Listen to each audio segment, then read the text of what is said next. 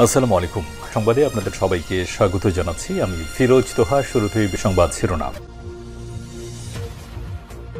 জানিয়ে দেব এই মুহূর্তে হাতে পাওয়া সর্বশেষ গুরুত্বপূর্ণ আপডেট বাংলা সংবাদ। শুরুতেই থাকছে, ক্ষমতার জন্য শেখ হাসিনা মানুষের জীবনের কোনো পরোয়া করতেন না, এমনটাই জানিয়েছেন অন্তর্বর্তীকালীন সরকারের সদ্য সাবেক স্বরাষ্ট্র উপদেষ্টা ব্রিগেডিয়ার জেনারেল অবসরপ্রাপ্ত এম সাখাওয়াত হোসেন।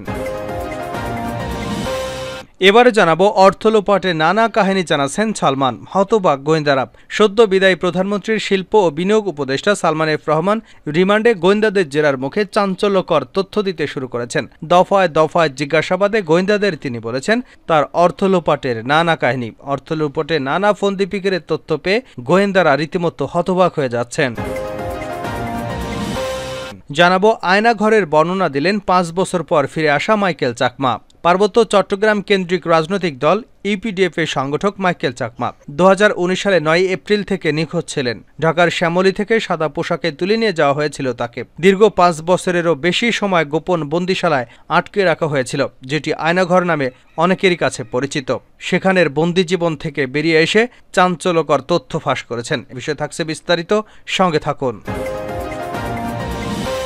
এদিকে বাংলাদেশ কমিউনিস্ট পার্টির ঢাকা বিভাগীয় সমন্বয় কমিটির সভায় সিপিবির সাধারণ সম্পাদক রুহিন হোসেন প্রিন্স ছাত্র জনতার গণঅভ্যুত্থানের বিজয়কে সংহত করে নানা অপশক্তি সম্পর্কে সজাগ থাকতে দেশবাসীর প্রতি আহ্বান জানিয়েছেন। এবারে জানাবো, শামীম ওসমানকে গডফাদার আখ্যা দিয়ে বিএনপির নির্বাহী কমিটির সদস্য অধ্যাপক মামুন মাহমুদ বলেছেন, নারায়ণগঞ্জের গডফাদারকে আপনারা চেনেন? সে কি নামে পরিচিত? বোরকা শামীম। সাধারণ মানুষের কাছে সন্ত্রাসী, গডফাদারদের ঠাঁই নেই। খেলা হবে বলে আমাদের নেতাকর্মীদের হুঙ্কার দিয়েছেন। এখন আপনি কোথায়? সাহস থাকলে আসেন দেখি। সাধারণ জনগণকে জিম্মি করে রাজত্ব করেছেন, হুঙ্কার দিয়েছেন। আজ আপনি কোথায়? আপনার তো জানাজা পড়ারও মানুষ পাওয়া যাবে না। সাহস থাকলে খেলতে আসেন, আপনি তো পালিয়ে গেছেন। এবং সর্বশেষ জানাবো আন্তর্জাতিক সংবাদ। নেতানিয়াহুর নতুন শর্ত হামাসের প্রত্যাখ্যান। গাজা উপত্যকায় যুদ্ধবিরতি ও পণবন্দি মুক্তি নিয়ে ইসরায়েলি প্রধানমন্ত্রী বেঞ্জামিন নেতানিয়াহু যেসব নতুন শর্ত যোগ করেছেন তা ফিলিস্তিনি প্রতিরোধ আন্দোলন হামাস সুনির্দিষ্টভাবে প্রত্যাখ্যান করেছে। কাতারে চলমান যুদ্ধবিরতির আলোচনা নিয়ে সারা দুনিয়ার মিডিয়া ইতিবাচক খবর প্রকাশ করলেও বাস্তব অবস্থা ভিন্ন বলেই মনে হচ্ছে। এতক্ষণ শিরোনাম শুনছিলেন, এবার বিস্তারিত। প্রিয় দর্শক, আপনি যদি এই চ্যানেলে নতুন হয়ে থাকেন, ভিডিওটি দেখতে দেখতে চ্যানেলটি সাবস্ক্রাইব করে আমাদের সঙ্গে থাকুন। আর এই ভিডিও সম্পর্কে আপনি আপনার মূল্যবান মতামতটি কমেন্ট বক্সে জানিয়ে দিন। আর হ্যাঁ প্রিয় দর্শক, জানিয়ে দিন ভিডিওটি কোথা থেকে দেখছেন। ক্ষমতার জন্য শেখ হাসিনা মানুষের জীবনের কোনো পরোয়া করতেন না, এম সাখাওয়াত হোসেন। ক্ষমতার জন্য শেখ হাসিনা মানুষের জীবনের কোনো পরোয়া করতেন না, এমনটাই জানিয়েছেন অন্তর্বর্তীকালীন সরকারের সদ্য সাবেক স্বরাষ্ট্র উপদেষ্টা বর্তমান পাট ও বস্ত্র উপদেষ্টা ব্রিগেডিয়ার জেনারেল অবসরপ্রাপ্ত এম সাখাওয়াত হোসেন। সম্প্রতি ভারতের সংবাদ মাধ্যম নর্থ ইস্ট নিউজকে দেওয়া এক সাক্ষাৎকারে একথা বলেন তিনি। মুঠোফোনে ৪৫ মিনিটের এক সাক্ষাৎকারে এম সাখাওয়াত হোসেন বলেছেন, ক্ষমতার জন্য শেখ হাসিনা মানুষের জীবনের কোনো পরোয়া করতেন না। পুলিশের ঊর্ধ্বতন কর্মকর্তারা ছাড়াও এই হত্যাযজ্ঞে সাবেক স্বরাষ্ট্রমন্ত্রী আসাদুজ্জামান খান কামাল, সাবেক আইনমন্ত্রী আনিসুল হক এবং সাবেক সড়ক পরিবহন ও সেতুমন্ত্রী ওবায়দুল কাদের সহ শেখ হাসিনার মন্ত্রিসভার অনেক সদস্যই জড়িত। তিনি বলেন, শেখ হাসিনা সরকারের নির্দেশে প্রাণঘাতী অস্ত্র দিয়ে পুলিশ বাহিনী তাদের হত্যা করেছে, তাদের বেশিরভাগই তরুণ এবং শিক্ষার্থী। তিনি বলেন, শেখ হাসিনার সরকারের নির্দেশে প্রাণঘাতী অস্ত্র দিয়ে পুলিশ বাহিনী যাদের হত্যা করেছে তাদের বেশিরভাগই তরুণ ও শিক্ষার্থী। ঢাকা এবং ঢাকার বাইরের জেলাগুলোতে এসব শিক্ষার্থী নিহত হয়েছেন। অন্তর্বর্তী সরকারের স্বরাষ্ট্র উপদেষ্টার দায়িত্ব গ্রহণের পর অসংখ্য পুলিশ কর্মকর্তার সঙ্গে কথা বলেছেন জানিয়ে এম সাখাওয়াত হোসেন বলেন, পুলিশ সদস্যদের শান্ত করতে টানা ৫ ঘণ্টা তাদের সঙ্গে আলোচনা করতে হয়েছে। তাদের কাছে বিভিন্ন বিষয় জানতে চাওয়া হয়। এক পর্যায়ে তারা কান্নায় ভেঙে পড়েন। একই সঙ্গে তিনি ভারতের উদ্দেশ্যে বলেন, ভারত সরকারের প্রতি আমাদের বার্তা হলো, আপনারা কি ঢাকায় বন্ধুত্বপূর্ণ নাকি শত্রু ভাবাপন্ন একটি সরকার দেখতে চান? অর্থলোপাটে নানা কাহিনী জানাচ্ছেন সালমান, হতবাক গোয়েন্দারা। সদ্য বিদায়ী প্রধানমন্ত্রীর বেসরকারি শিল্প ও বিনিয়োগ উপদেষ্টা সালমান এফ রহমান রিমান্ডে গোয়েন্দাদের জেরার মুখে চাঞ্চল্যকর তথ্য দিতে শুরু করেছেন তিনি। দফায় দফায় জিজ্ঞাসাবাদে গোয়েন্দাদের তিনি বলেছেন তার অর্থলোপাটে নানা কাহিনী। অর্থলুটের নানা ফন্দিপিকের তথ্য জানতে পেরে গোয়েন্দারা হতবাক। তারা বলছেন অর্থ লুটপাটের মাস্টারমাইন্ড হলেন সালমান এফ রহমান। গ্রেপ্তারকৃত সাবেক আইনমন্ত্রী আনিসুল হককেও দফায় দফায় জিজ্ঞাসাবাদ করা হচ্ছে। বৈষম্য বিরোধী ছাত্র আন্দোলন দমনে শক্তি প্রয়োগ করার নেপথ্যে অন্যতম কারিগর ছিলেন এই আইনমন্ত্রী। জিজ্ঞাসাবাদে আইনমন্ত্রী আনিসুল হক বলেন, সাবেক স্বরাষ্ট্রমন্ত্রী আসাদুজ্জামান খান কামাল ও সাবেক সেতুমন্ত্রী ওবায়দুল কাদেরের কারণেই ছাত্র আন্দোলন নিয়ে সমাধানের দিকে যাওয়া সম্ভব হয়নি।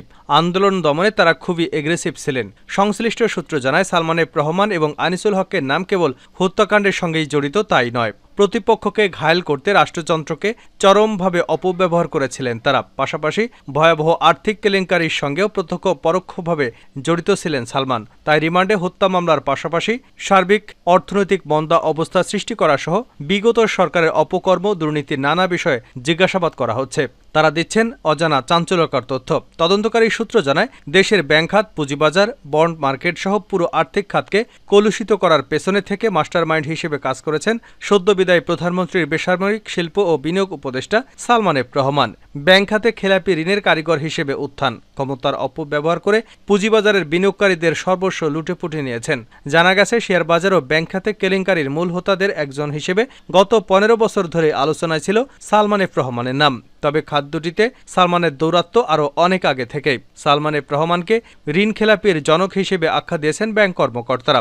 সরকারি বেসরকারি 7টি ব্যাংক থেকে নামে বেনামে 36,865 কোটি টাকা ঋণ নিয়েছে তার প্রতিষ্ঠান।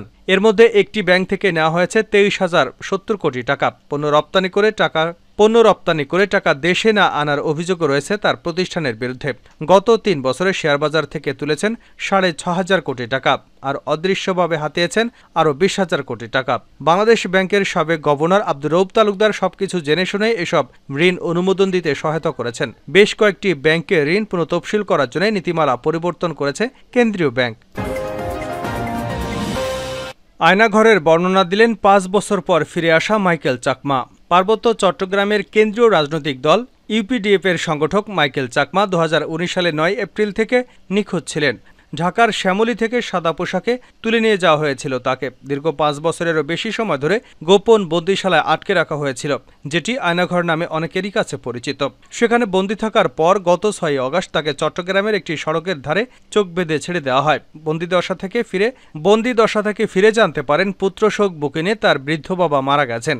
মাইকেল চাকমার জীবিত নেই ধরে নিয়েই রীতি মেনে তার শেষকৃত্য করেছে পরিবার। বিবিসিকে দেওয়া একান্ত সাক্ষাৎকারে গোপন বন্দিদশা কাটানোর দিনগুলোর অভিজ্ঞতা জানিয়েছেন মাইকেল চাকমা। ছেড়ে দেওয়ার আগে চোখ বেঁধে গাড়িতে তুলে নিয়ে যাওয়ার রাতটিকে জীবনের অন্তিম সময় হিসেবেই ভেবে নিয়েছিলেন তিনি। বিবিসিকে মাইকেল চাকমা বলেন, শেষ রাতে তাকে গাড়িতে নেবার সময় কিছুটা আলগা করে চোখে কাপড় বাঁধা ছিল, যেটি এক পর্যায়ে গাড়ির সিটে ঘষে ঘষে কিছুটা নামাতে সক্ষম হন এবং আজানের পর কিছুটা আলোর দেখা পান।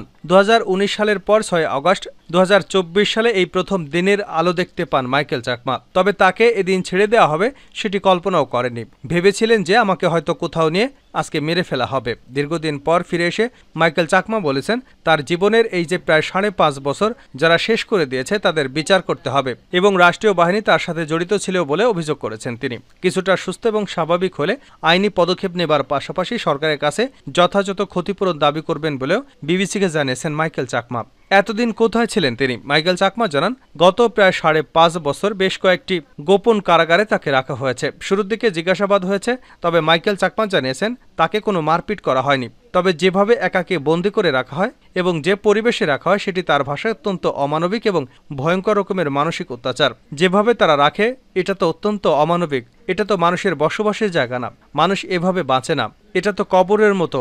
গুহা আছে না, গুহায় থাকলে মানুষ যেভাবে কিছুই দেখতে পায় না, কবরে থাকলে মানুষ যে কিছুই দেখে না, ঠিক সেরকম। এটা তো মানুষের বাঁচার মতো কোনো জায়গা না। কোনো জানালা নেই, একদম কোনো আলো ঢোকে না, বাতাস ঢোকে না, শুধু চারিদিকে দেওয়াল, বলেন মাইকেল চাকমা। মাইকেল চাকমা যেসব নির্জন ঘরে বন্দী ছিলেন সেগুলোর একটি বর্ণনা দিয়ে বলেন, কোনো রুম 7 ফিট বাই 11 ফিট, কোনো রুম ছিল 8 ফিট বাই 11 ফিট এরকমের, মানে একদম ছোট রুম। ওখানে একটা খাট আছে 3 ফিট বাই 7 ফিট লোহার। মাইকেল যে বন্দীদের দেখেছেন, মাইকেল চাকমা জানান, দীর্ঘ সময় ঘুরে ফিরে 4 থেকে 5টি বন্দিশালায় তাকে রাখা হয়। এসব বন্দিশালায় আরও মানুষ আটক ছিলেন বলে তিনি নিশ্চিত করেছেন। গত 5 বছরের বেশি সময় তার সাথে রাখা হয়েছে আরও দুজনকে।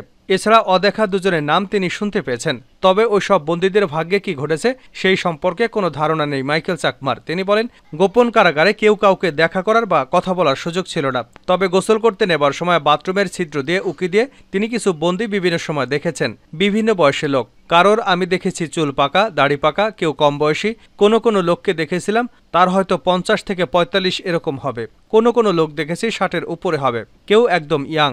মাইকেল চাকমার সাথে আরও 2 দফায় 2 জন বন্দীকে একসাথে রাখা হয়েছিল। অত্যন্ত গোপনে কথা বলে তাদের পরিচয় জানতে পারেন মাইকেল। এছাড়া আরও একজনের নাম শুনতে পারেন যিনি পাশের রুমে বন্দী ছিলেন।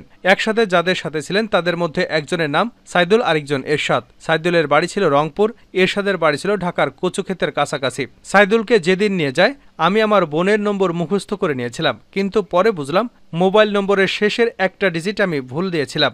মাইকেল জানান তার পাশের ছেলে জাকির নামে একজন ছিল বলে তিনি শুনতে পেয়েছেন। রুমে আটক বন্দির আরেকজনের সাথে কথোপকথন শুনে তাদের কোনো বাহিনীর সদস্য বলে মনে হয়েছে। ফিস করে বলতো, আমি জাকির। আমার কাছে বারবার জানতে চেয়েছে শরীফকে তুমি চেনো কিনা। তিনি বলেছিলেন অপরজনের নাম শুনিনি, তাকে স্যার ডাকতো জাকির তাকে বলেছে আমাদের সম্ভবত কোর্ট মার্শাল হবে। অপশক্তি সম্পর্কে সজাগ থাকতে হবে প্রিন্স। বাংলাদেশ কমিউনিস্ট পার্টির ঢাকা বিভাগীয় সমন্বয় কমিটির সভায় সিপিবির সাধারণ সম্পাদক রুহিন হোসেন প্রিন্স ছাত্র জনতার গণঅভ্যুত্থানকে বিজয় সংহত করে নানা অপশক্তি সম্পর্কে সজাগ থাকতে দেশবাসীর প্রতি আহ্বান জানিয়েছেন। ঢাকা বিভাগীয় সমন্বয় কমিটির সভা পার্টির কেন্দ্রীয় কার্যালয়ে অনুষ্ঠিত হয়। তিনি বলেন, ছাত্র জনতার গণবিক্ষোভ গণঅভ্যুত্থানে রূপান্তরিত হয়েছিল। ব্যাপক ধ্বংসযজ্ঞের পরও অতীতে কোনো বিক্ষোভ এত ছাত্র জনতার অংশগ্রহণ দেখা যায়নি। তিনি আরও বলেন, গণঅভ্যুত্থানে পতিত স্বৈরাচার এবং স্বৈরাচারী ব্যবস্থার বিরুদ্ধে সফলতা রক্ষা করে পূর্ণ গণতান্ত্রিক অধিকার অর্জন না হওয়া পর্যন্ত সংগ্রাম অব্যাহত রাখতে হবে। নানা অপশক্তি এই সফলতা তাদের স্বার্থে কাজে লাগাতে চাইবে জানিয়ে সাধারণ সম্পাদক বলেন, এ বিষয়ে সতর্ক থেকে এগোতে হবে। বিশেষত সাম্প্রদায়িক অপশক্তি, ৭১-এর যুদ্ধ অপরাধীরা নানাভাবে সামনে আসছে। এসব বিষয়ে বিশেষভাবে সচেতন থেকে সংগ্রাম সামগ্রিক কর্মকাণ্ড অগ্রসর করার আহ্বান জানান তিনি।